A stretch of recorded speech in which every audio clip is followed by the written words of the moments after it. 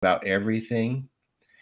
Right. And what she liked about America is that you could get so much stuff for so cheap. Yeah. And that's what she liked about it.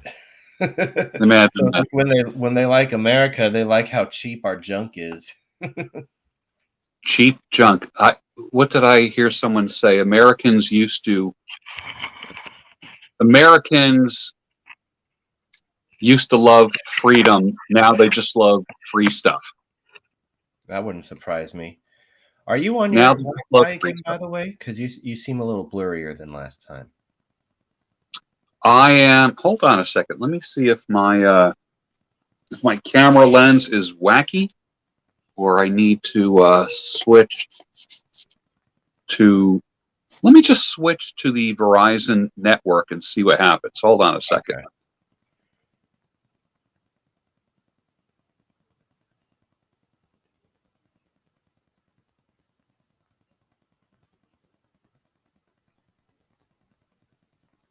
Much better. And now we are back. There we go. Much Okay, so better. I'm not using Wi-Fi now. So, all right, so we're talking about American greed. We are live now. We're talking about American greed. Last time we talked about American pride. And the funny thing is, some of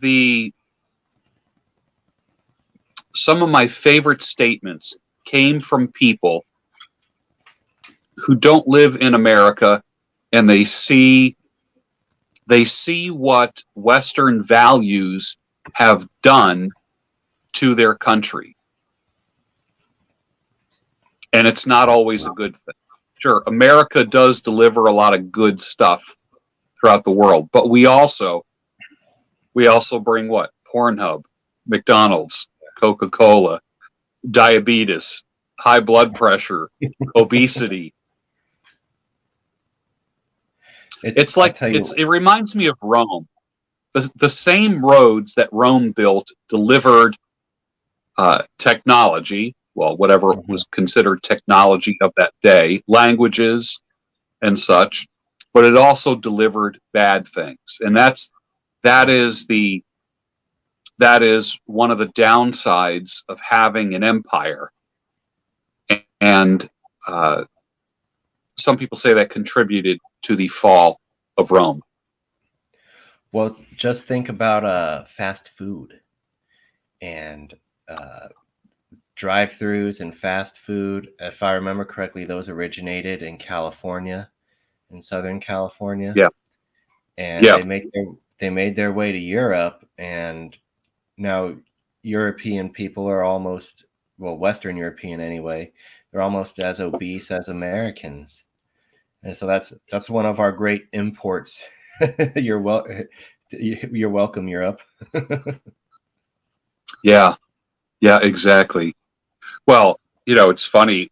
The first three companies to boycott Russia were Pornhub, McDonald's, and Coca-Cola. Woo! Yeah. And Putin just turned to his buddies and he said, "It's working." Yeah. That's the first thing I thought too.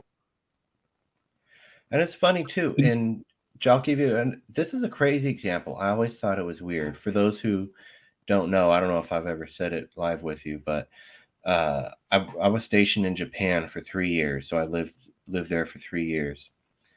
You drive by the buildings and the street signs, like the building signs, like for a business, I mean, the signs that they have publicly facing the street, they're in English, and they're clearly American inspired, but there's nothing else American about it. And for some reason, they like this facade of Americanism, or for this American facade, but they don't want what's behind it to be American at all. Right. Wow. Wow. I always thought that was interesting, how they want that on the outside, but not on the inside. What do you think is the effect of OnlyFans and this kind of stuff in other countries. What do you think? Oof. I think people see that as as an opportunity to get some of that American wealth. If they don't outright reject it right from the start, if they don't Mm-hmm. outright say, I don't want this anywhere near me, then the next Mm-hmm. thing to say, I think they would say, is that it's an opportunity to, quote unquote, live the American dream, to, make it on their own, as if,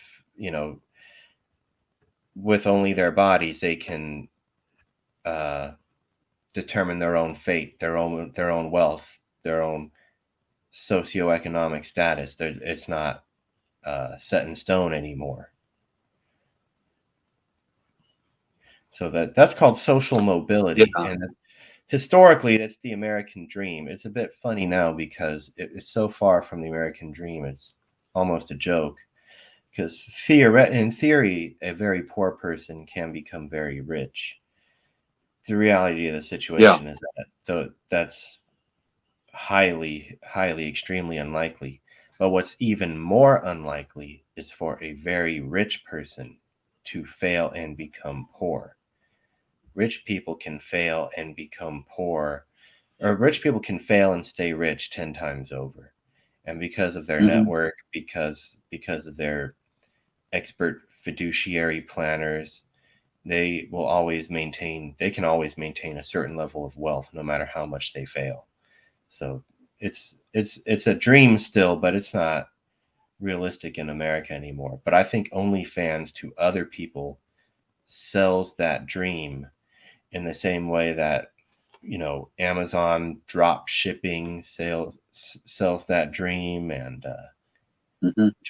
to a lesser extent Patreon and stuff like that. They like to sell a dream, even though it's hard to do, even though it's hard to, and OnlyFans has, of course, other attachments to it as well. Yeah. I heard a comedian many years ago, and I'm talking, this is many years ago. This is way before everybody had a microwave in their house. Mm-hmm. And I remember when microwave ovens were new.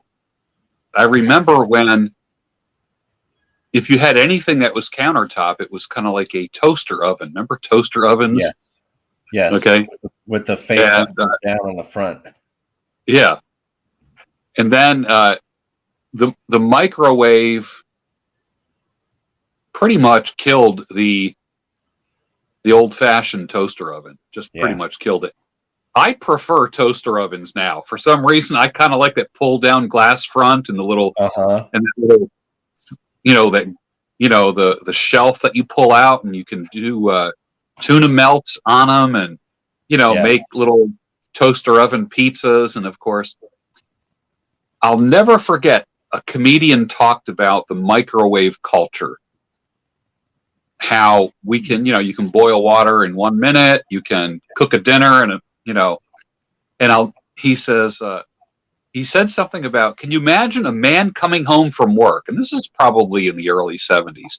Can you imagine a man coming home from work and saying, I've been home for 3 minutes. Where the hell is dinner? And that was like probably on like the Merv Griffin show or Mike Douglas or these talk shows. I've been home for 3 minutes. Where the hell is dinner? And the microwave itself made us kind of accelerate everything. We want everything done. We want overnight delivery. We're even like, when you order something from Amazon or for anywhere, you get the regular price. It'll be here within, 7 to 10 days, or you can get it, at an expedited thing, and that'll be an extra $3. Or you can, I was at a UPS store last week sending something to Alaska, and I don't know, the price was $60 or something like that, and it had, I got the thing insured, whatever. And there was a guy that was sending something from Philly to California. And the clerk said, well, we can overnight it there. And he says, how much will that be? He says, well, it'll be there by 10 a.m. tomorrow morning. This is from Philly. He goes, we can have it there by 10 a.m. tomorrow morning. And the price was $234 to have an envelope, just an envelope delivered overnight to California for $234. Now, I don't even know what how much is a postage stamp now? What's a stamp? 50 cents. Okay, 50 cents. But for $234, you can have it there overnight by 10 a.m. in the morning. Jeez. So to me, the microwave culture has really magnified the attitude, I want it and I want it now, damn it. I would really love if inside of that envelope was a cashier's check for $255. And he said, well, wouldn't that be great? It's worth it. Wouldn't that be great? Oh, that's amazing. Yeah, we want everything fast. And I'll tell you this too. In the military, everything, cell phones ruined everything. Because Tell me. It made everything change at the speed of light. So you can imagine, in the year 1993, just for example, we had an army that functioned. And it meant that you had to plan and you had to stick to your plans. And if there was going to be a change, there had to be time for the change, or you had to allow people or you had to put out the word to people and kind of let them have some autonomy to react to a changing environment. With the cell phones nowadays, a change happens, and next thing you know, an hour later, everybody's on their cell phone calling everyone else to tell everyone about the change. Did you get word about the change? You better have word about the change. 2 hours later, there's another change. 3 hours later, it's changed back to the original. And the whole time, they're just telling you, be flexible, keep your phone on. And in the military, everyone hates it from the top down. Of course, a lot of the top people are making these changes, but especially at the lowest levels, the privates and the sergeants really hate it because because you can call or text a dozen people so fast. Yeah. They want to make the changes so fast, and then they just tell everyone to be flexible. Of course, in the meantime, you can't really prepare because it's changing too fast. And nobody knows what the plan is anymore because they think they might have missed something. Changing that speed is just a disaster. I remember when letters would take 2 to 3 weeks to get to my relatives in Europe. And now I know what they had for breakfast because they posted a picture of it on Facebook. Literally 5 minutes after they just had it. And I'm thinking, boy, this world has gotten weird. Uh-huh. And also just, why do I care what you ate for breakfast? I know. It's one of those things where it's like if you start talking about the weather, you need to get a life because you have nothing better to say. You're sharing pictures of your food, so you might as well get something better to do. Get a hobby. It's interesting when, of course, in the red pill world, in the men's development arena, they talk about bringing women over, from other countries. And a lot of guys will say, well, you should move over there, wherever over there is. But they say a lot of times when you bring a woman from the East over to America, they go, as soon as she gets westernized, man, then you're in trouble. That's when they leave you. As soon as they get westernized. And then there's all these guys that are like experts at what nationality of woman gets westernized the fastest. Is it Eastern European women? Is it the Asian women? Is it, you know what I mean? Like, and you get all these opinions, you know, about who gets westernized the fastest, and who learns how to leave their men the fast. And I'm just like, oh boy. Isn't that such a loser talk? Mm-hmm. The whole idea of that, of like going somewhere else to,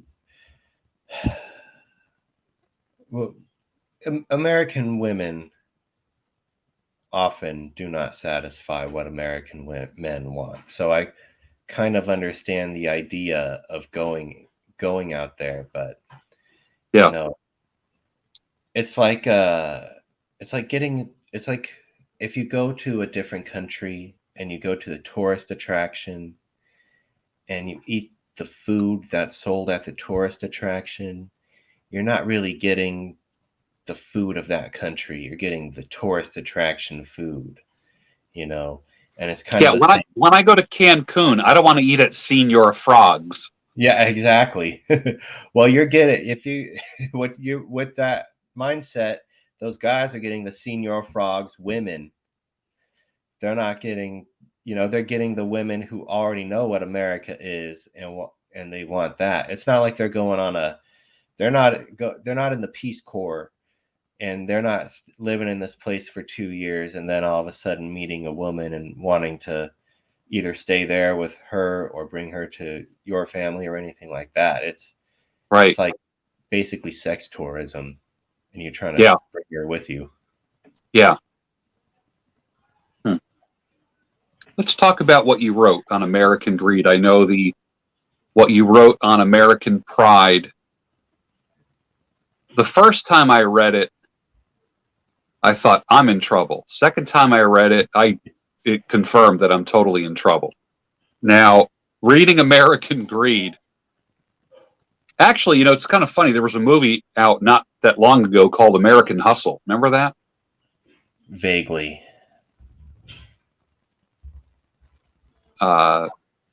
Amy Adams, Christian Bale. Yes, and Christian Bale had the comb over. Yeah. Yes. Okay, I do remember that. And it was about exactly what we're talking about. So, unlike the last time that we talked, I actually have the essay in front of me, and let's talk about this. I'll read something, and then you give me your kind of commentary on it. American Greed. Pride enables other vices, for pride was Lucifer's tragic flaw. Indeed, the American spirit is firmly rooted in pride, yet pride is not the most apparent American vice. That title belongs to greed. Greed is the bastard love child of the Protestant work ethic and free market capitalism. In the American mind, greed validates the sinner ad hoc and justifies his sins post hoc. Today, we call this justification the hustle. Whew! I am guilty. I am guilty. Well, you know what, though? I am too. People have said to me, what are you doing? I'm like, hustling and grinding, man. Hustle, grind. But I'll tell you, I'm guilty of it too. And I use the word the hustle because we all talk about things like a side hustle. And of course, I don't think that's inherently bad, especially because sometimes, not even sometimes, lots of times, just now, it's almost like you need it. If you want to have a middle class, you got to have a regular job and a side hustle. But but I didn't change the language because I like it. I like it to kind of punch home a little bit. But think about, some of the things that people know are wrong, but then they justify it by calling it a hustle, by calling it hustling. And people just go along with it. And one of these things that I think is probably easiest to imagine is something like online sex work, like we mentioned OnlyFans earlier. And it's, if you're some 21-year-old girl, just depending, I guess, we'll say woman. So if you're a 21-year-old woman, all of a sudden you've got OnlyFans and you're flashing your butthole to the world. And under most circumstances, we would call this, I don't know, disgusting, immoral, bad behavior. But then she paid off her car in full. So it's like, damn, hustle, girl. So it's things You we go, know. girl. Yeah, go ahead. Remember when it was just like a woman just barely showing her breast, and that was just enough to get a guy, riled up. Now it's like full on butthole. Yeah, that's the minimum. You go, girl. Yeah, and so what we do now almost across the board is we say we know it's bad, but she's hustling, and because of that, it's okay. So the ends justify the means on this. If you're making money, it's okay. Now, if she were out on the street, she doesn't have to be on the street. If she were just flashing her butthole for free to people, Yeah, we'd have a whole different set of names for her. that's a slut right there. Yeah, exactly. But when she gets Selling her body on the street, what a slut. but yeah, because a pimp gets the money, and the pimp is hustling. But we have bad things to say about the prostitute. But once that prostitute goes online and makes money from flashing her butt, we no longer look at her that way. Now she is hustling. Now she's making that money. Yeah, the girl that looks like a librarian during the day, after work, after work at the corporate job that she's been trying to get out of, she puts on, this just reminds me of like the average woman's YouTube channel. The average woman who is of average or above average looks or can be sexy on YouTube, the majority of her fans, and I've proved this a million times over, the majority of her fans are men. Any woman that says, I have a channel for women, I just sit there and I go, that's bullshit. Then why are 90% of your comments from men? That's right. Because men are so friggin' thirsty. Yes. Men are thirsty.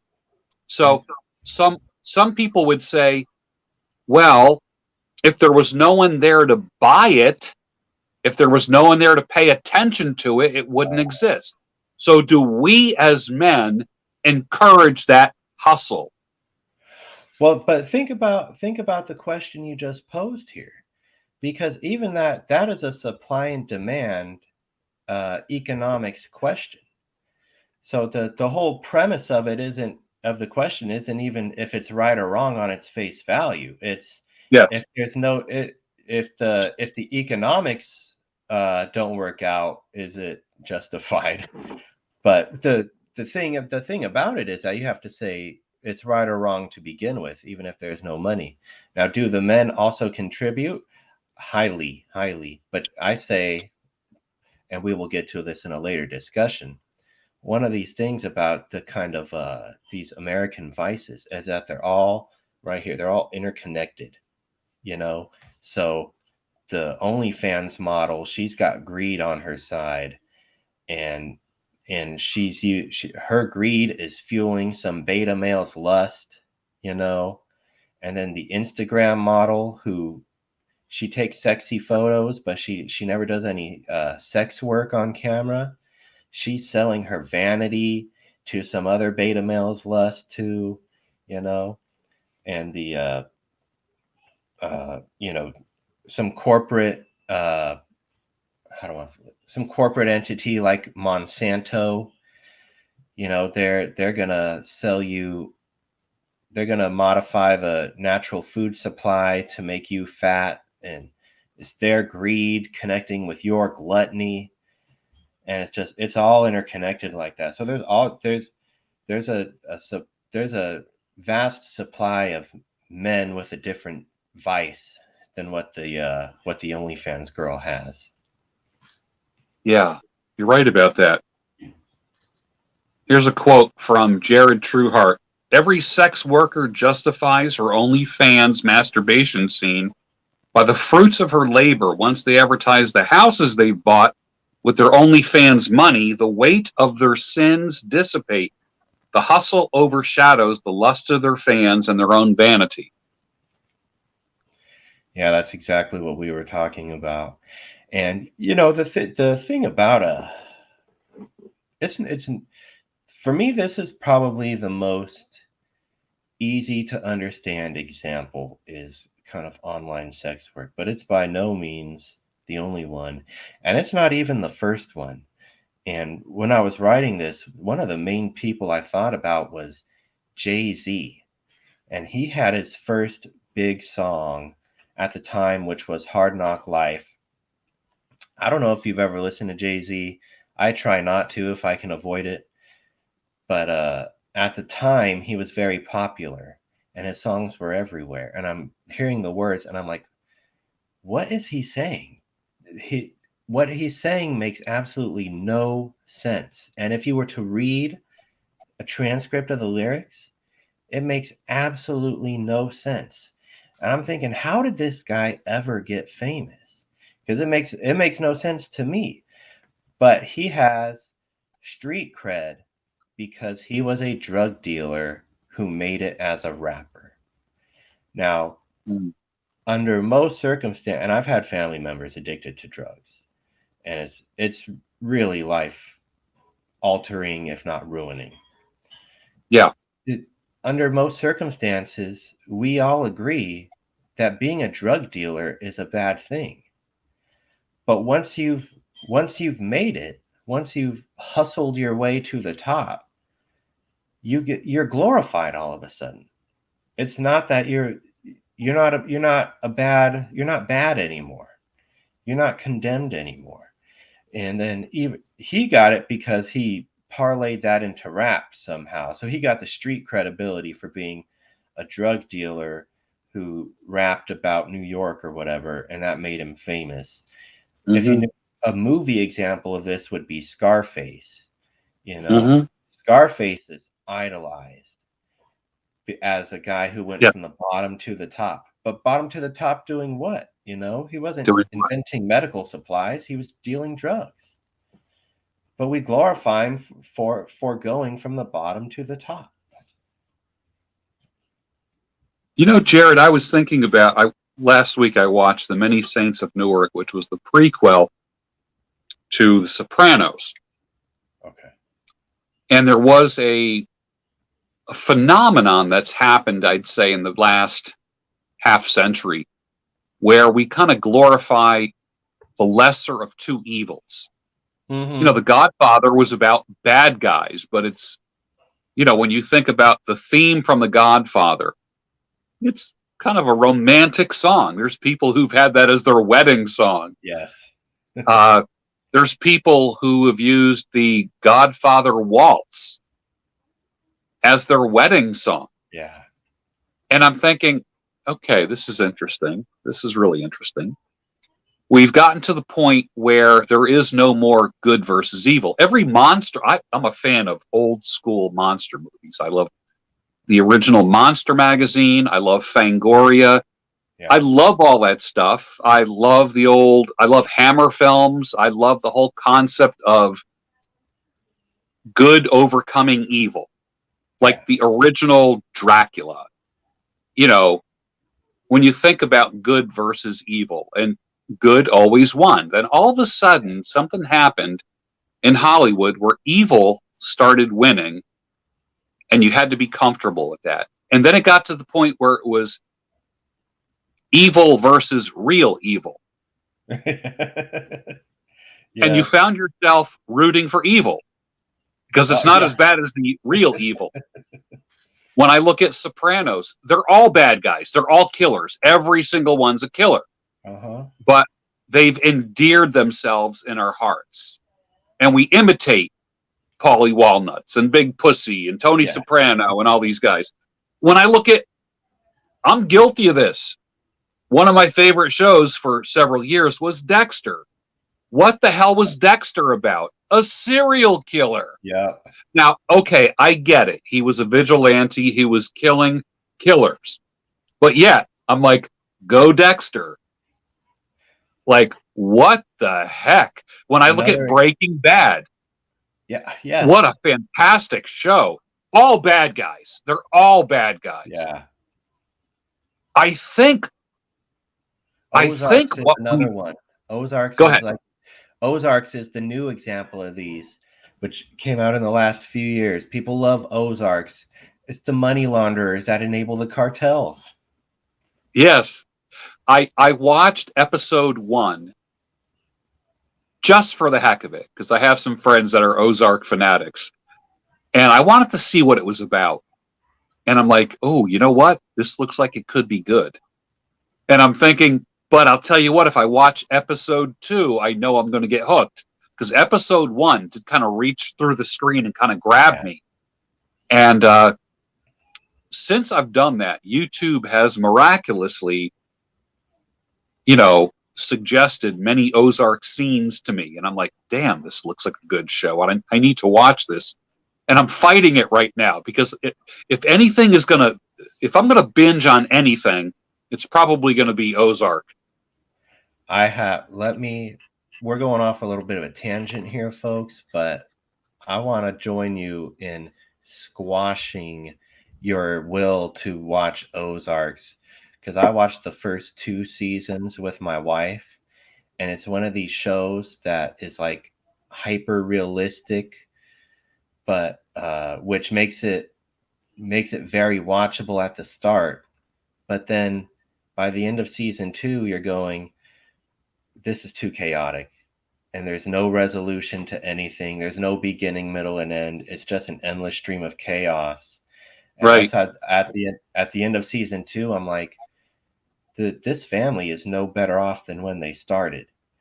And then I read ahead to what happens in season 3, and I'm like, I'm so glad I'm not going to watch this, because it is just endless. So if I can talk you out of watching it, I think I like stories with a beginning, a middle, and an end, and hopefully some sort of moral to the story, whatever it may be. And this one does not have it. I did not care for Ozark. Well, you already succeeded, because I don't think I'm going to finish it. I mean, I watched Walking Dead. I liked it because I tend to like dystopian stuff, and I tend to focus more on the people who are making it in dystopia, because it almost makes me feel, because I think America is very dystopian right now. It's oh sure, what we call normal now really was odd 50 years ago, 20 years ago. No, it like, I don't know, maybe 25-30% of the country looks at our director of the Health and Human Services Department, this Rachel Levine, and says it's clown world. Yeah. If this were 50, 60 years ago, it would have been impossible. Yeah. It would have been impossible. So I can absolutely see it feeling like a dystopia, because oftentimes it does. And even the things that we know, like I think almost every person with a cell phone now secretly wishes that all cell phones were abolished and we went back to landlines, just because they know you can't put it down, but you should. And the only way we're all going to put it down is if the technology suddenly breaks and we have to go back to landlines. I think everybody secretly wishes that. So I think we've all at least privately embraced nihilism in a weird way. I mean, I think the Bible ends with something like, Lord, come quickly. I actually think like the last verse of the Bible says, Lord, come quickly. And I've been seeing people say this, asteroid, come quickly. In other words, like this shit can't go on forever. It's like, it's better off if it's like, I know people that are kind of like on the edge of their chair, hoping Putin will fire a couple ICBMs at us, you know? I have posted that meme somewhere where on the top is a news headline and on the bottom is "Take us now, Jesus, we're ready to go." You know, Right. and then or you know, and just to keep it extra topical, our new Supreme Court Justice nominee, and Oh, they're bringing up all her past sexual assault, sexual abuse, child molestation charges, and how she's abnormally lenient on these yeah, people. yeah, And it's one of those things where if she becomes nominated, we're gonna end up saying the same thing. Take us now, Lord. We deserve it. yeah, yeah. Wow. You know, it's if you do something long enough, it becomes normal. You can get used to almost anything if you do it long enough. For instance, you know, if we see enough young athletes dying of heart attacks on the field, we're going to think, oh, that's normal. It's not Uh-huh. fucking normal. If we see young people having strokes, it's not fucking normal. It's not fucking normal. And And they're all the not going to do thousands that to me. and Do all the not, thousands of anyone who's years. watching this, do not let the fucking media prove to you that heart attacks and strokes in young people are fucking normal. It's not normal. And for all the last so many thousands of years of humanity, athletes have been, the healthiest people. And now we're gonna say, oh, it's just normal for them to drop dead of myocarditis. Or or how about this is sexual attraction is on a continuum. Like the mind doesn't know if the recipient of your lust is of legal age. The mind doesn't know if that recipient is 18 or older and of the age where they can consent. People say, well, you're attracted to what you're attracted to. What's the other? What do they say now? Something about love. What's the phrase about love? Love is love. Love is love. Yeah, something like that. But Yeah, some bullshit like that. on, but one of the presumptions of that is that we're all just animals. So it's like, okay, the mind doesn't know that the object of your desire is 16 instead of 18. Okay, Right. well, what does that matter? We're not animals who driven purely on instinct that can't control ourselves. We have brains. We can control our bodies. Can you imagine being pulled over by a cop and he says you're doing 85 and a 55? And that won't go over real well if you tell the cop or the judge, like, well, 85 is just or 55 is a societal construct. Yeah. My mind didn't know it was 85. Yeah. Yeah, we don't buy this anywhere else. It's absolute. I do hate now. I used to buy into them, but I don't anymore, which is that the kind of arguments or reasoning that start with we are evolved a certain way, as in we're basically just animals. So, Yeah. the mind doesn't know this or that, as if that's a valid argument. Right. But to me, it's not, because I'm of the mind that we're not evolved. We are not just animals. We are created in God's image, and we can Yeah. think, and we can harness the power of our instincts and use it wisely, or we can suppress those instincts, to do good and avoid harm. But there's a certain presumption that says, well, if you're an animal, so anything goes. Of course, somehow that same reasoning doesn't apply to sexual assault. You'll notice that. Yeah, of course.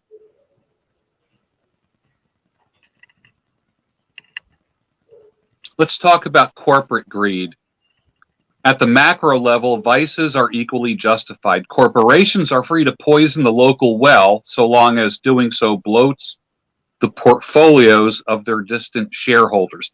Anyone who is a woods explorer, like you like walking through the woods and along creeks, every now and then you see like a pipe coming out of the ground and going into a creek, and you know it came from a local factory, you know, from 100 years ago, 50 years ago, and that's where they were dumped their shit, their chemicals and stuff like that. And you just sit there and you go, holy fuck, this was considered fucking normal at one time. Yeah. All of the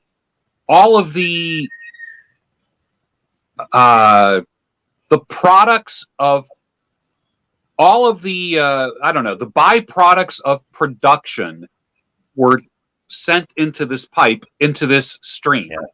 There are rivers near me, 2 rivers, the Delaware River and the Schuylkill River. Delaware River starts upstate Pennsylvania, works its way down to the Delaware Bay, goes out to the ocean. Schuylkill River starts in western PA, works its way through Philly and dumps into the Delaware Bay. When I first moved here, the first thing I thought, ooh, fishing. Everybody said, oh, no. You don't want to keep any fish that you catch in those rivers. I'm like, why? Because there were so many industries over the past century that just dumped all their shit into those rivers. You never want to eat a fish out of the Delaware River or the Schuylkill River. And I'm like, that's pretty fucked up if you think about it. It's like in The Simpsons where Bart catches the 3-eyed fish. You were going to bring one of the 3-eyed fish home. Oh, and that became normal, just dumping shit into rivers. So here we go. Corporations are free to poison the local well so long as doing so bloats the portfolios of distant shareholders. Townspeople lobby their congressman to attract a plastic manufacturer to poison their airspace because the factory brings slightly more jobs than poison. The food industry perverts common foods by pumping them full of preservatives and corn syrup, and this perversion is tolerated because it saves the common man 20 cents as it makes a glutton of him. I have a farm near me, organic pigs, cattle, and chickens. No hormones, no growth chemicals, no antibiotics, just literally they graze during the day. At nighttime, they go back into their pens and such. You can buy a whole cow or a half a cow or a whole pig or half whatever. And the prices are out of this world. I mean, it's ridiculous. You're like, holy shit. Yeah. But the price you have to pay for no hormones, no growth shots, no antibiotics, the price you have to pay for an animal that just did nothing but graze its whole life, it blows me away. Blows me away. Here's something crazy, George. I was going through Trader Joe's once, and they had a bag of dried mango slices. The bag of dried mango slices are covered in sugar. That bag is $1.99. The unsweetened mango slices, same amount, $2.99. How can there be more than the sweetened? It literally has less ingredients that go into it. You're getting less. Why would you pay? You have to pay more to be healthy, to eat healthy. And wow.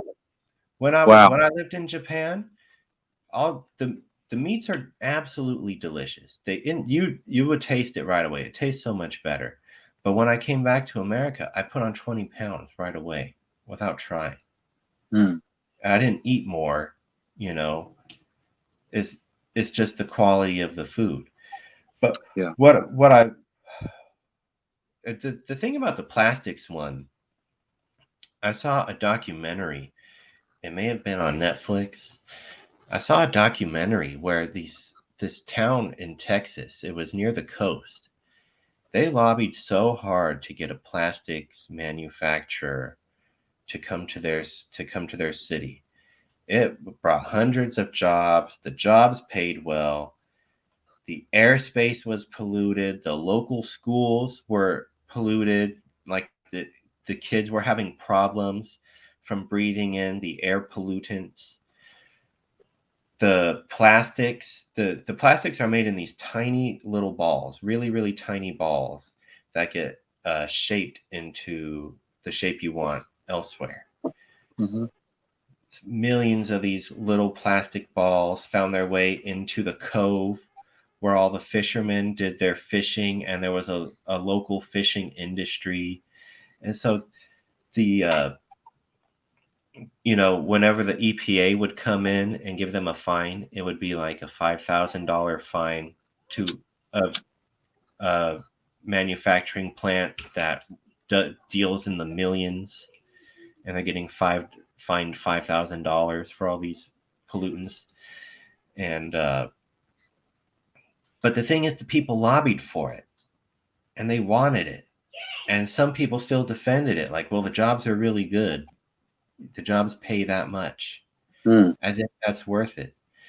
And the idea that we allow corporations to, and we even encourage it to some extent, to do any sort of bad behavior, whether it be polluting, whether it be paying their employees subpar wages, or putting the employees in dangerous working conditions, overworking them, not providing them benefits like healthcare, etc. And we justify it by saying, well, it raises the profits of the shareholders. This is just another example of how we sacrifice every bit of morality if it makes our bottom line go up. And to me, it's a statement about America and what we value and what I say we should not value. It's interesting. American goods are wanted all over the world. I remember being in 8th grade, and there were people buying Levi's for $8. $8. I don't know how much Levi's are now, but they're pretty expensive. People buying Levi's, filling up suitcases with them, and going to Russia.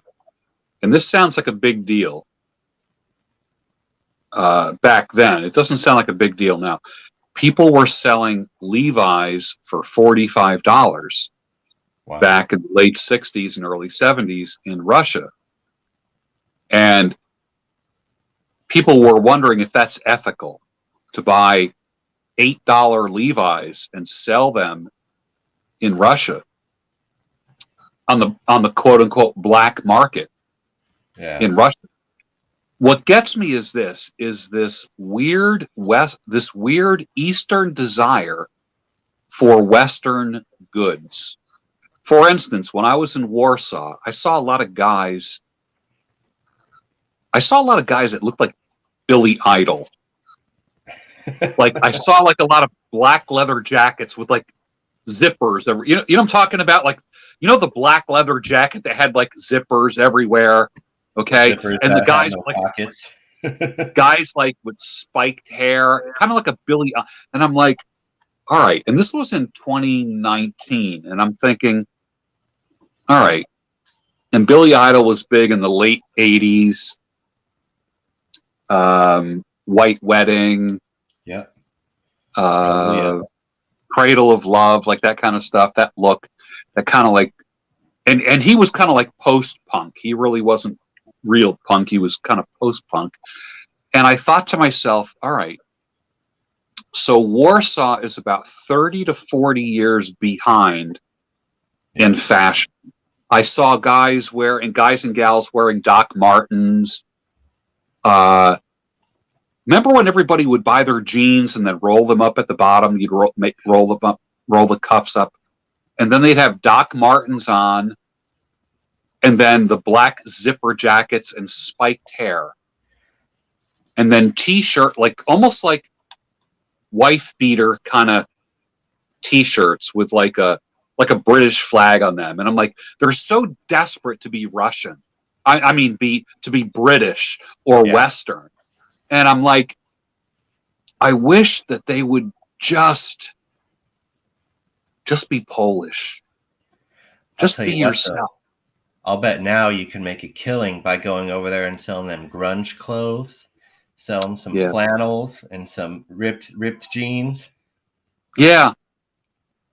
They're only 30 years behind, so it's perfect. And it'd be 1992. So I don't know why they want American stuff, because, and maybe it's just one of those things where the grass is always greener, but I remember reading a while ago that there was an American barbecue company that had their cheap, it was so crazy. They had their cheap American grill. It's an American company. The products, the barbecue grills that they sold to Americans were made in China, and they were cheap quality. But in America, they made good quality barbecue grills that they did not sell in America. They sold them in Germany. So the Germans wanted the good quality grills. They don't want the cheap American grills. But that American company sold cheap American grills that were made in China to Americans. That's why it's stuff like that makes it, to me, seem so odd. Like, why would you want American stuff? We're so we cut so many corners just to squeeze that extra shekel out of the profits, that the products are not as good. And sometimes they make them intentionally bad so that you have to buy it again. You have to buy something again 3-4 years down the road. They're not made to last.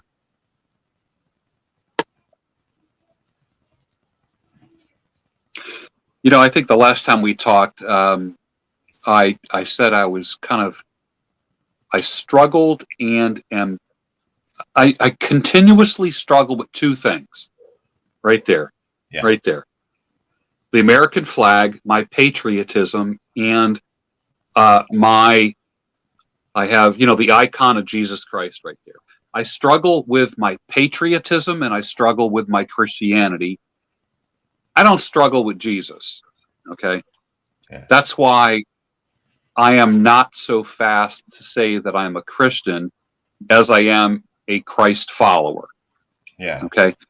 Christian means almost anything now, if you think about it. Yes. American means almost anything now. Yeah. I love the whole idea of the red, white, and blue and waving the American flag and Memorial Day parades. But here we are today with our president going to Poland and promoting war. What the actual fuck is that all about? And then, of course, you mix a little bit of Jesus with it. Oh, hell, God. To me, those two things right there should not be like this right here is not the fucking promised land. No. I don't stand with Israel. I don't stand with America, and I will not mix those two things with that. I'm not gonna fucking do it. I'm not going to do it. If I am put into a gulag somewhere, I will still have a relationship with Christ. And it's going to be private. And it's not going to be in a church with multicolored lights and a dude with an untucked shirt singing worship choruses on a Sunday morning. It's got nothing to do with that. One of the ideas of freedom now, especially, and we did talk a lot about freedom last week, but one of the ideas about freedom now is freedom from any standards. So, free to be an American. You don't have you can be a terrorist pretty much and still be an American. You know, there's you can you can uh, love the country you were born in more than America while you live in America, and you take from the American government, from the American social welfare system, and send it back to your home country, and you're still an American. And you know, there's no standard for being an American. And in Right. America, at least, and it's becoming this way, as I understand, in the Catholic Church as well, but it's especially true in America. To be a Christian, there's almost no standards. So, you know, once upon a time, if you were, you know, if you were a Christian, you had to acknowledge that gay sex was a sin. Now the churches fly the pride flags, like be Right. proud of it. So there's no Right. standard anymore. It's Right. anything goes. It's an anything goes world, and you can't. There's no. Well, I think it was a Woody Allen line where he's like, "I wouldn't want to be a part of any club that would have me." Yeah. You know what I'm talking about? And Yeah, I do know. Yeah. You don't That was want to be a Groucho part. Marx. That was Groucho Okay. Marx. Yep. Oh, Groucho Marx. Okay, I thought Yep. Woody Allen. I don't know why, but it's that same. Woody way. Allen was the guy that said, "I have nothing against death. I just don't want to be there when it happens." Okay. So the Groucho Marx line then. I don't want to be a part of any. I wouldn't want to be a part of any club that would have me. And it's the same thing with like, well, why would you want to be a part of that church? They have no standards, you know.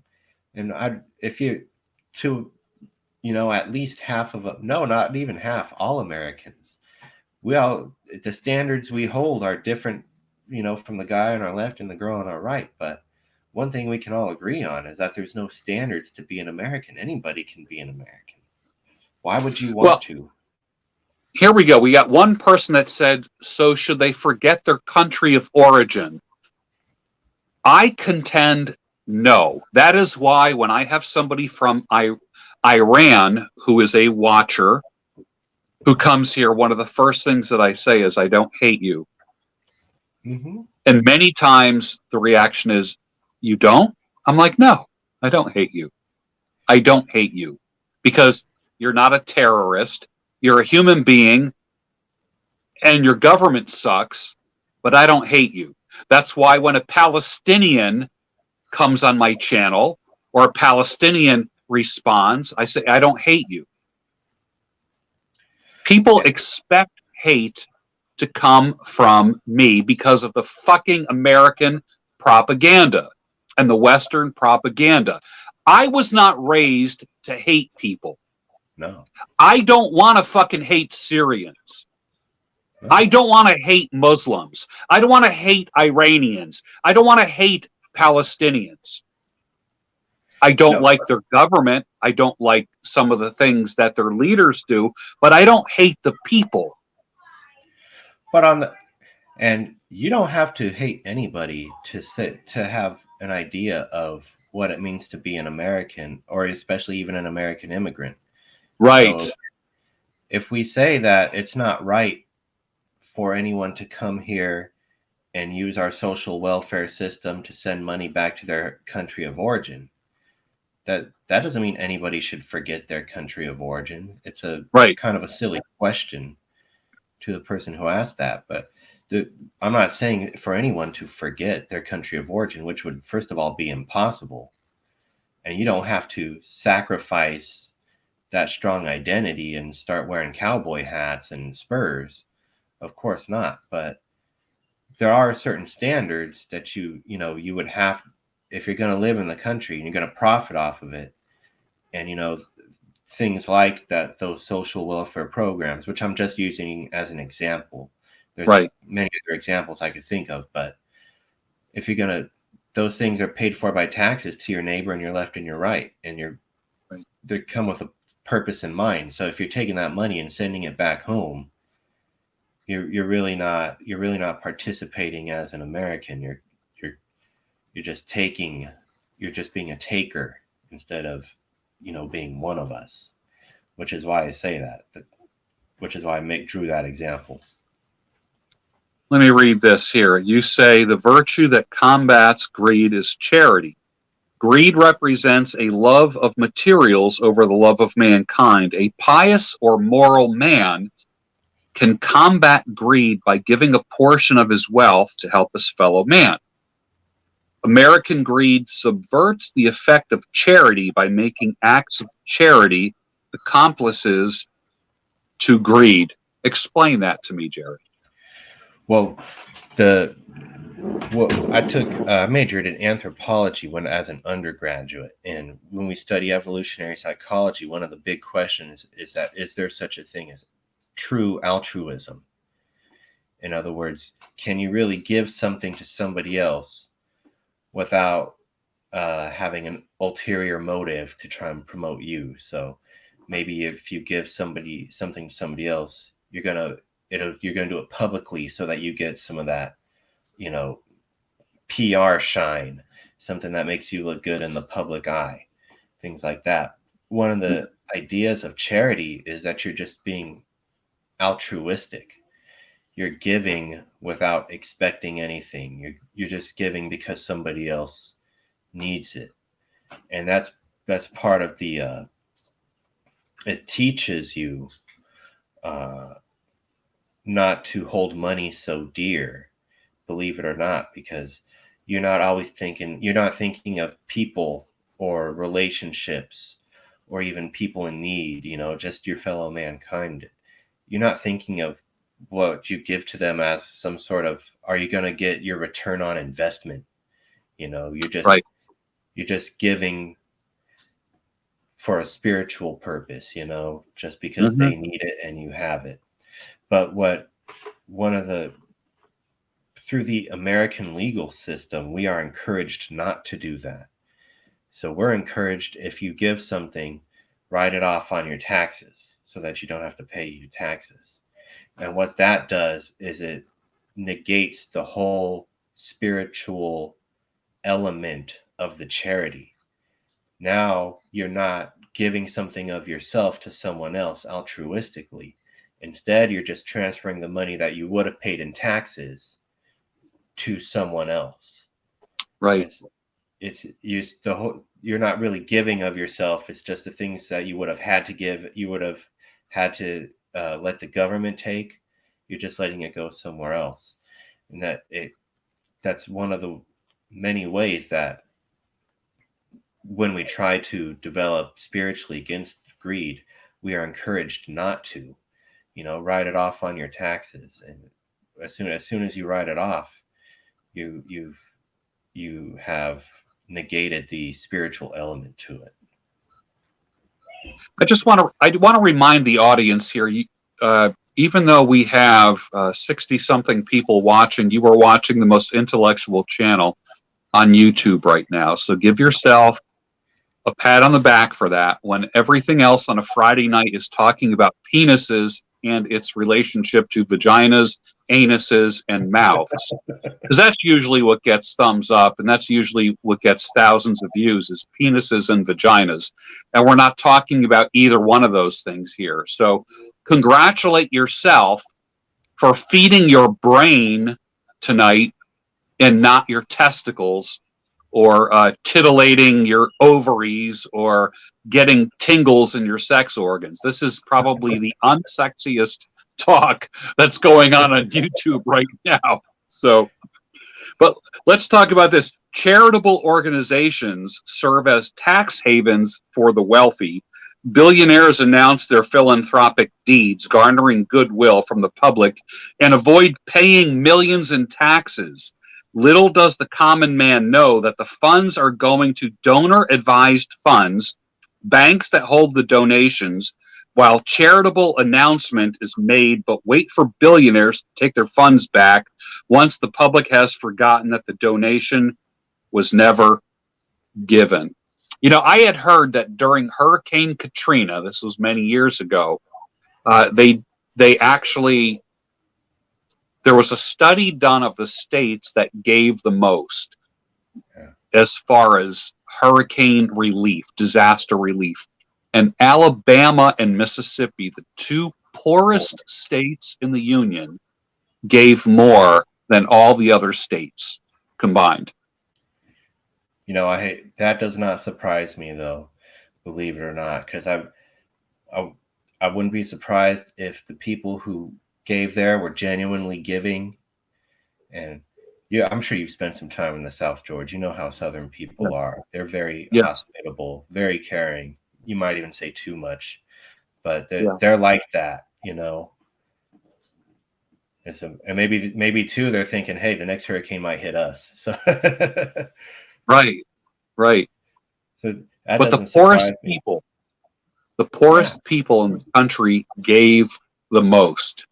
The people with Blows the least give the most. And these donor advised funds, I remember reading about it, and then when I was or hearing something about it, and then I was reading up on it as I was writing this short essay.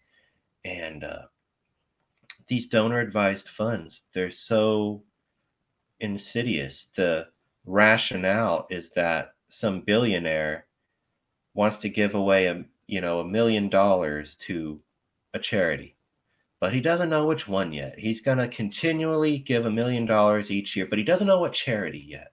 So it's going to go into a donor advised fund. But while he's putting the money in the donor advised fund to be stored to one day go to a charity, he's writing that money off on his taxes. Well, 10 years down the road, after he's already advertised how much money he's giving to X, Y, and Z charities, and they've never received the money, but he's gotten the praise for it and he's gotten the tax write-offs, he's going to take that money out of the donor advised fund and put it back in his bank account.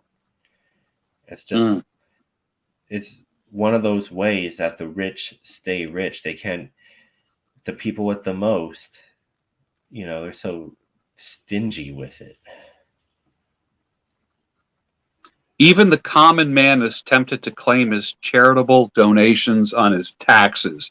Instead of giving of himself to his fellow man, he is asked to divert money away from the government to others. No charity is accomplished, for nothing new is given. Greed has subverted charity through the American tax code. Boy, that you just hit a bullseye with that when it comes to the topic of American greed. Yeah. George, would you mind if I read my favorite part of this one? Yeah, go ahead. I say my favorite. I wrote it. I don't want to sound That's arrogant. fine. But no, give credit where credit is due. You are the mastermind of this conversation. So go for it. Thank you very much. I really like this part. Here's what I wrote. The American hero's journey is a rags to riches story. The man who by sheer power of will, innovative thinking, and natural talent picks himself up by the bootstraps to rise out of poverty into the country clubs of the wealthy elite. The deity that guides this hero is the invisible hand of the market, an abstract but ever-present omniscient being comprised of the collective buying power of anyone with a dollar. The invisible hand can do no wrong, for, like God himself, right is defined as the will of the invisible hand. As love connects man to God, it is greed that connects the American hero to the invisible hand. Wow. The invisible hand of the market is some from Adam Smith in The Wealth of Nations, and it's one of these things that we use as a sort of, we think about it and talk about it as if it is a god, as if the invisible hand of the market is the author of the economy based on our collective buying power, as if it's the same old lie we've heard forever now, which is like, well, free market economics says that if this person makes ice cream and this person makes ice cream better, the better ice cream person's going to do better. This is far from the truth, and I don't know how anybody can truly believe this lie anymore when you know that, the second ice cream person has million to devote to legal fees to bury the first ice cream maker, and in legal fees so that he can invest in things like that. And Mhm. we turn a blind eye to the fact that our economy is not guided by any invisible hand. It's guided by our greed, and the invisible hand is just a projection of that. It's like a justification of all our bad behaviors, or of all the bad behaviors of our system that we allow to continue, and that we even encourage to some extent, because we all imagine that we could be that American hero, that rags to riches story that just invents the next Facebook and becomes one of the wealthy elite. But it's in my opinion, it's an idol. There's no. Adam Smith himself used to be a moral philosopher, and economics was considered moral philosophy in the 18th century. I just think it's really interesting now how we sort of create an American hero, as our ideal American hero is somebody who completes the rags to riches story, even though they've never had that story. They sell it as if they have. My Mm. favorite example of this is the rapper Drake. Drake Yeah, used to be, he was a Canadian TV soap opera star. He was not poor, but his one of his biggest songs was "Started from the Bottom, Now We're Here." He yeah, didn't start from the bottom, but he has yeah, to sell it like he did. yeah. I mean, I've heard things about like Snoop Dogg. Like in real life, he just talks like you and I. But when he Hmm. goes on the air, as soon as it's like three, two, one, action, he becomes Snoop Dogg. Yeah. Uh-huh. Because he's they got to be that American hero. And it's the Yeah, same.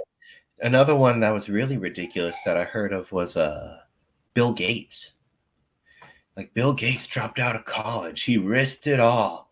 He had nothing to his name. Bill Gates, his parents were wealthy elites. He dropped out of his college because the college was less technologically advanced in the, silicon chip sciences than Silicon Valley was. And he's one of those people that used to be held up as a rags to riches story. And then just the whole idea too of just the invisible hand of the market guides our economy to be better, than to be the best system possible, through supply and demand, and you know free consumer choice, etc. And I don't know how anybody looks at our economy and thinks our economy is really as good as it could be, especially when you look at it from the the disparity between the CEOs and the average wage earners of any corporation. I mean, it's disturbing. yeah. I don't think that I don't know when rags to riches really ended. The true rags to riches. I mean, we look at Apple and we think like, okay, they started in the garage. We look at Jeff Bezos. He was sleeping on the couch and mailing out books all by himself with Amazon. And I'm like, talk about concocted. Yes. Amazing. It's just amazing what we have bought as normal. Yeah. I mean, to me, when I look at rags to riches, I look at people like Colonel Sanders. Sure. I mean, honestly, I look at that guy just literally going door to door at 65 years old. Yeah, I was just about to say he didn't make a bunch of money on that KFC name until he was already old. Until he was like, yeah, in his 70s or 80s. Yeah. That's a true rags to riches, because very within the span of a few years, and it wasn't like he was particularly wealthy before that. But of course, he gets thrown out. The racists will throw him out and whatever. So you can literally literally take anyone who's successful, and if at any time they flew a Confederate flag, we can eliminate them right away. Yeah, which is a shame. I'd like to think that we are smart enough uh, to separate, the deeds of someone from their historical importance, in one area, but Right. that's not how it works anymore. That's true. I love the last thing you say in this. Avarice is not reserved for the wealthy elite. It is equally dispersed across the American populace. It's in every wife who disdains her husband for not providing more than she needs, in every husband who expects his wife to drop the kids off at daycare so she can work, in every maiden who eschews the man of charity in favor of the hustler, in every man who sins and makes sinners of others in the name of the hustle, in every bourgeois aristocrat who launders his charity through a tax haven, and in every layman who hustles more than he prays. The American appeal is its greed.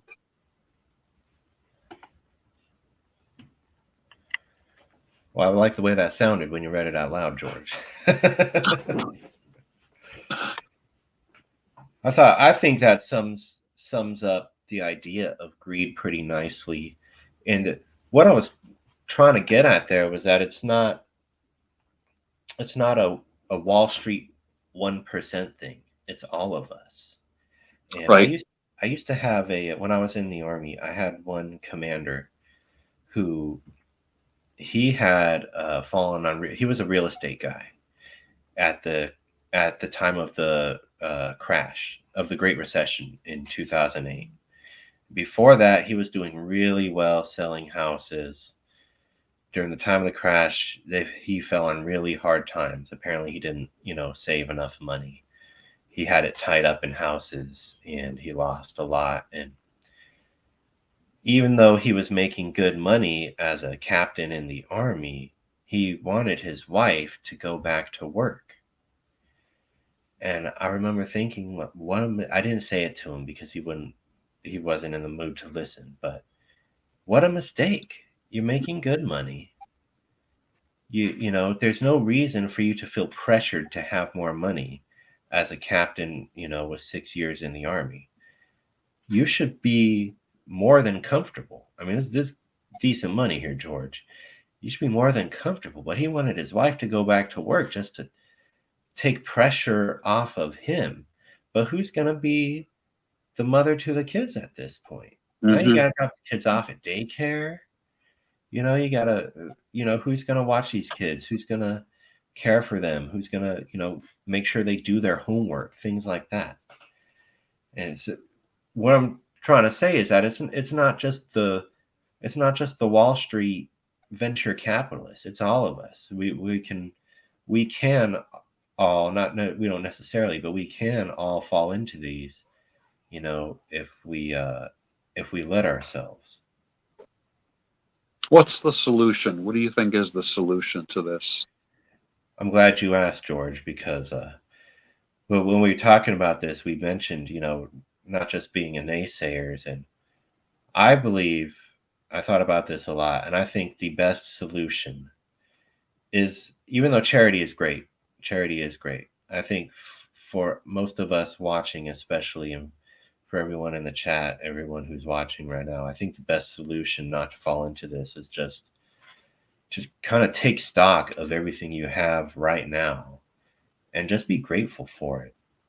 And especially the people, especially the relationships, which of course are things that money cannot buy. And I remember doing this when I was overseas in the military, and when life would get really hard, I would think about all those people that put their confidence in me, and they believed in me, and how grateful I am for that. That people believe in me to do well. You can't buy that with money. If you have a house right now, if you're in a house, if you have a car that runs, even if you just have your health, you know, you need to take stock of these things and, you know, be grateful for them and grateful that, you know, they are allotted to you and that you are able to continue with them. You know, if you're a wife, you need to be grateful for your husband that he works and stuff, you know. Don't ask for more. Just be grateful for what you have. I personally think that is the most uh, valuable exercise you can do to kind of combat these feelings of greed, because we can all fall into that trap so easily of wanting more and more and more. Do we really need more? You know, and I'm with anyone who struggles too. Is, you know, if those gas prices are hurting you because it's $200 more a month and it's hurting you like you didn't imagine. I feel you. I'm not saying that it won't hurt. I'm just saying you have to put everything in perspective, and I think a good way to do that is to be grateful for everything you have now.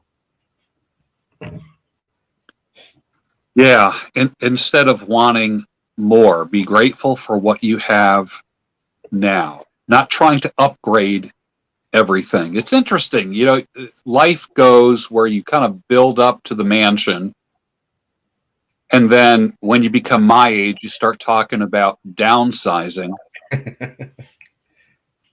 you know, and then you want to end up in the little house or a cottage. Because it's less to clean. Yeah.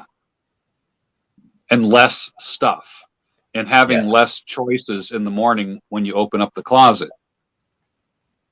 Oh, I'm so glad that I don't have a mind naturally to have a bunch of stuff in the house. I really prefer the open space of a house to move. And even when my wife brings something home, I'm like, oh, where are we going to put this? It's going to be in my way. Right. Right. It's the, it's, you know, it's on the first page of the Tao Te Ching from Taoism. The, it says that the value of the cup is the empty space inside of it. Isn't that funny how the emptiness of it is the most valuable part? Not what fills it. Exactly. Wow. Wow. That's really something. Yeah, you know, I think I don't know who first said it. I heard someone talk about dying broke. In other words, like in your last years, if you have any control over what your last years are, is to start giving stuff away rather than having people pick through your shit after you die, and then half of it gets picked through, the other half ends up going to a thrift store or sold in an estate sale. Oh, one of my big worries now is that all these let me give you an example here.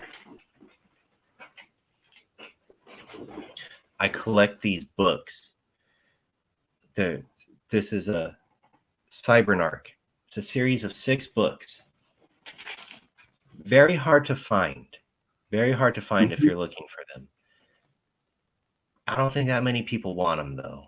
And I have a great, really collection of books like this that I'm slowly making my way through.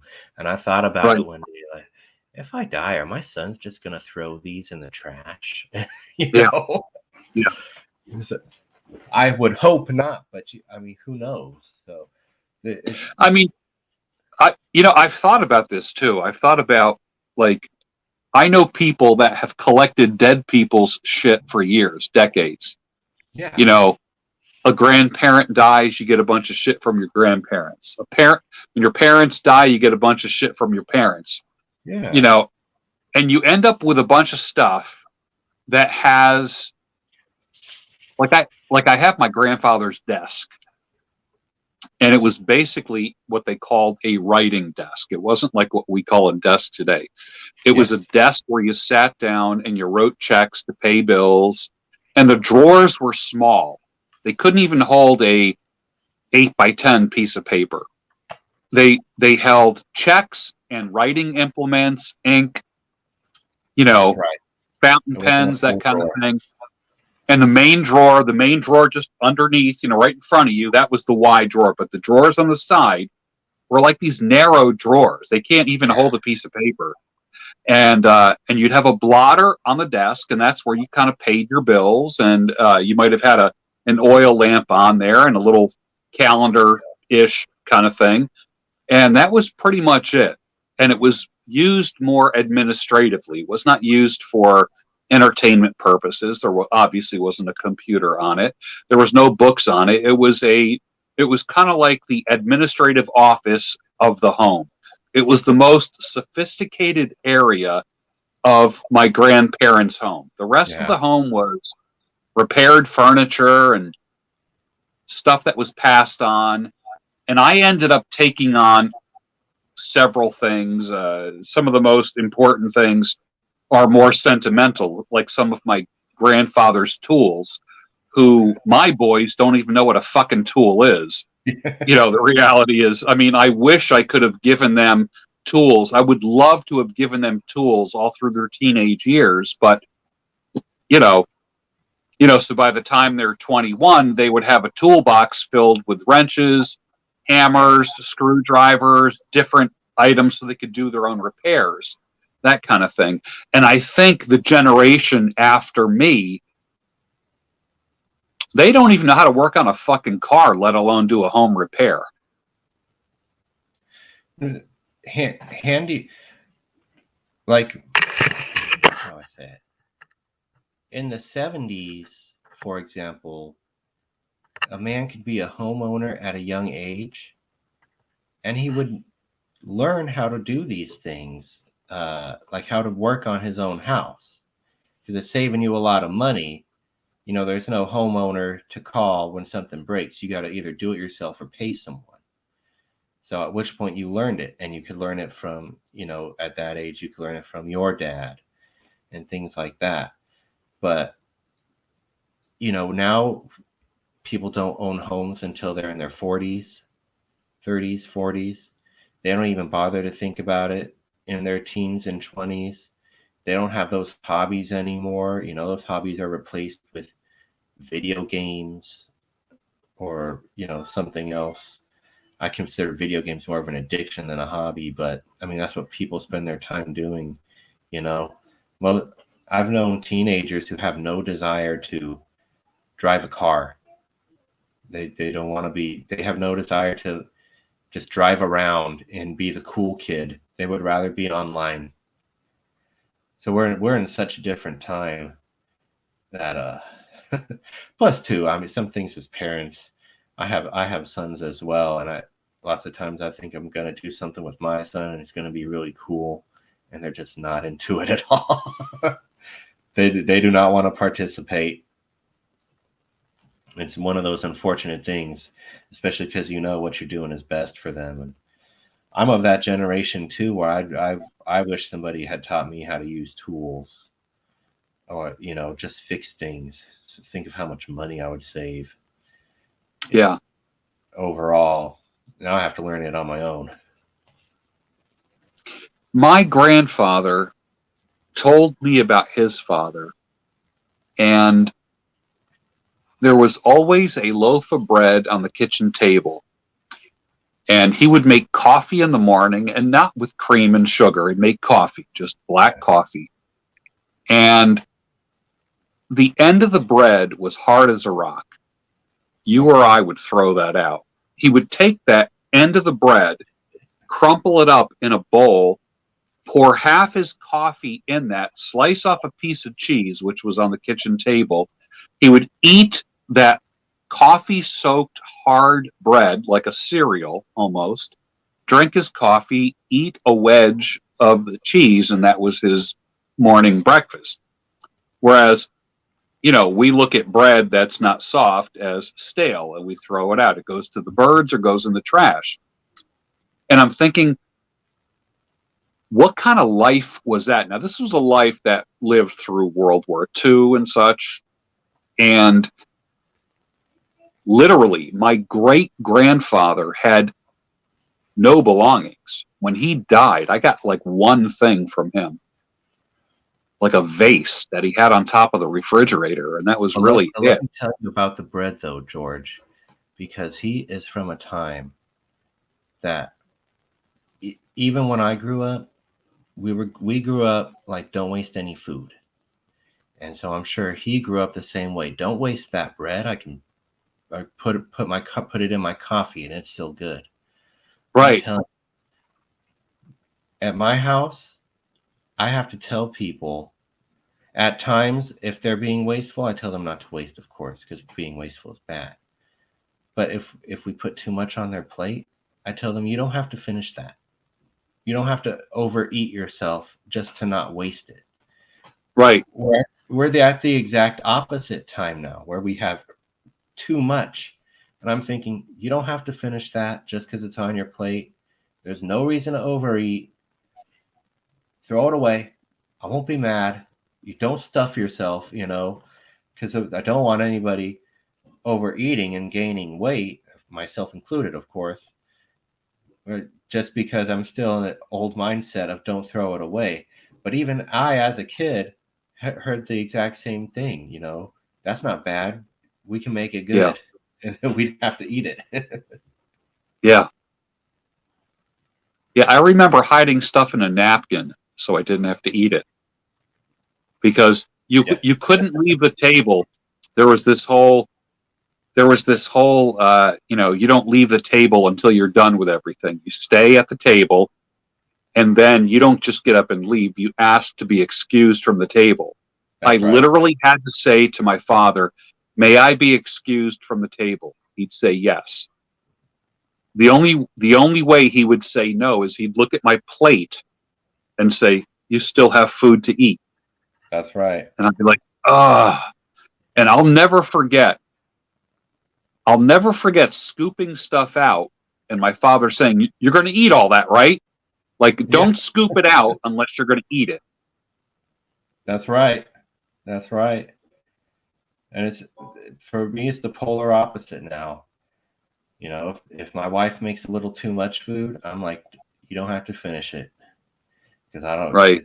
We're in a whole different world now. Yeah. It's funny how life is. How if shit ever hits the fan in this country, like what are we as preppers? What are we saving? What are we storing? Rice and beans. Our cabinets are not filled with everything that they're usually filled with. Preppers love what? Beans, rice, and bullets. Or what? Yeah. Beans, Band-Aids, and bullets. I mean, that's kind of like the thing amongst preppers. Beans, Band-Aids, and bullets. If shit ever hit the fan, you're going to be happy for one little damn bean, let alone a dinner. That's right. Of course, we don't think in those terms anymore, though, do we?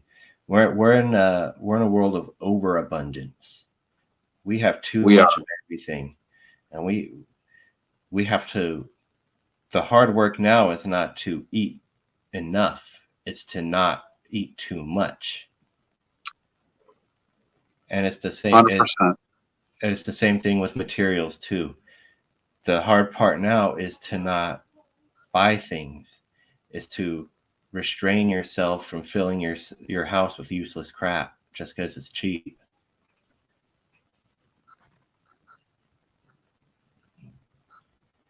And if you as a man, or any of the men that are watching, if you ever dated somebody from another country, one of the things that they are most surprised by is what we waste. Oh yeah. Oh yeah. And I've been there. When you date someone from another country, they just can't believe how much shit you throw out.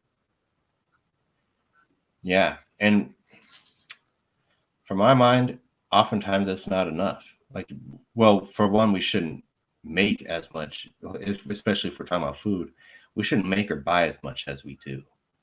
But Right. then also, like if you go to a restaurant and you order something and you get this big plate of food, and it's like it's so much. You know, if you're the sort of person who just wants to be moderate, you just want to eat enough and not too much, Right.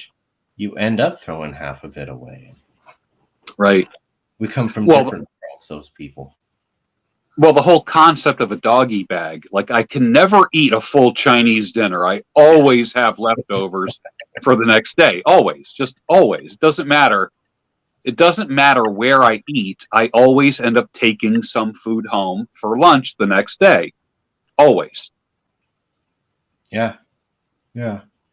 And then do you ever take it home and it just sits in your refrigerator because you realize these leftovers aren't going to be that good? Right. Right. That's so true. That's so true. All right. I will give you the last word on American greed. Talk to us. I think I would like to end on a positive note by just saying be grateful for what you have, because the more you focus on it, you might find that you don't need as much as you think you need, that you can be content as you are, if you will let yourself. And that goes with everything: food, clothing, stuff. Mm-hmm. Absolutely. Yeah. Well, Jared Trueheart,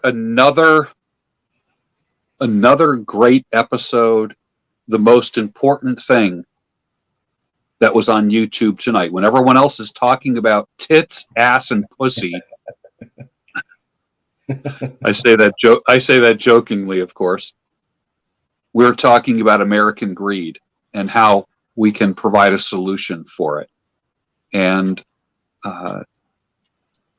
it's not a sexy topic.